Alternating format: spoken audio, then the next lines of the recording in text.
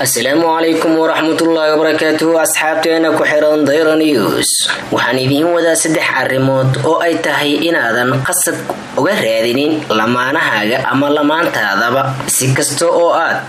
ugu baahan tahay inaad dareento jacayl iyo qadarin waxyaabaha qaar inaad qasab ku raadiso waxay xiriirka ka dhigayaan mid aanan caafimaad qabin haddii ay noqoto inaad xiriir la yeelato qof marka wax walba waxay u baahan yihiin inay si habsami leh u socdaan oo waa inaadan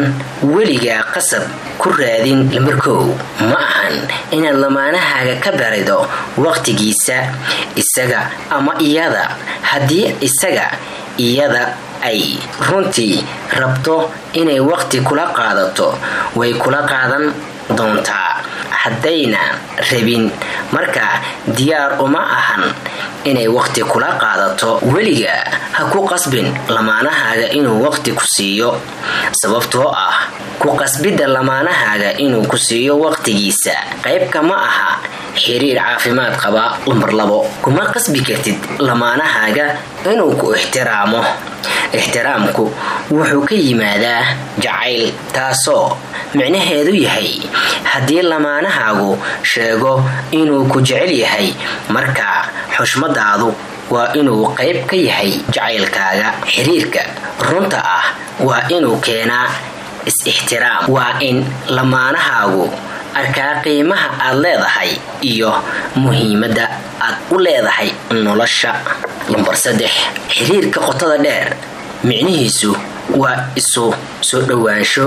jacayl micnihiisu waa in aad isjeclaataan kuma qasbi kartid lamaanahaaga inuu kuu soo dhawaado ama inuu jacayl kuu qaado haddii isaga ama iyada aysan rabin faraha ka qaad oo iska badaa gebi ahaanba oo wixii aad u qabtay dib u liq sababtoo ah ma wanaagsano qof aan kuu soo jeedin in aad qasab ku soo jeedato oo qasab aad soo jeediso ama aad jacayl sandulle ah sanka aad ka gelisid waxaa wanaagsan qof walba inuu si dooq ah ama niyad ah ama rabitaan ah uu qofka kale ku doorto noloshu qasab ma ahan isfahamku qasab ma ahan isu soo dhawaanshuhu qasab ma ahan in waqti la isa siiyana qasab ma ahan sidaas darteed nolosha muhiim uma ahan qasab balse nolosha waxa u muhiim ah isdareen iyo weliba qofka kale inuu ka helo oo naftiisaba ay ku qanacsan tahay balse haddii uusan kugu qanacsaneen ama iyada aysan ku qanacsaneen ma ahan inay u dhoola cadeyso ama waqti maalayacni ah ay geliso waayo wax iska soo dhammaanayo noole bili-aadan ah qalbigiisana xoog cidina kuma kasban karto sidaas darteed qof aadan niyad u haynin waqtiba yuusan kaaga lumin oo faraha ka qaad nabadgeli oo ammaan geli oo iska badaa waad ku mahadsantihiin dhageysigiina quruxda badan iyo daawashadiina ku xirnaanta channelkeena